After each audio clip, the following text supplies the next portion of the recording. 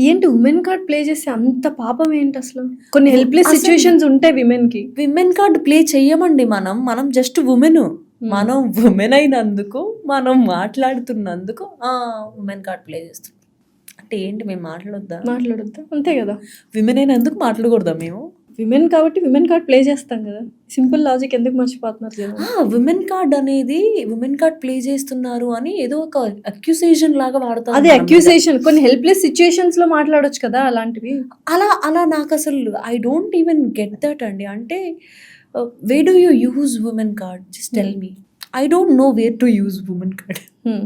How do you నాకు తెలిసి నేను ఈ ఉమెన్ కార్డ్ అనే మాట ఎక్కువగా వినింది 'బిగ్ బాస్‌లోనే'. ఎందుకు?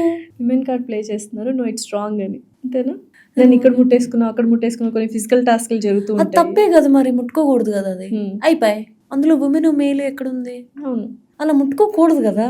వాళ్ళేమంటారంటే లైక్ ఇది గేమ్ కదా.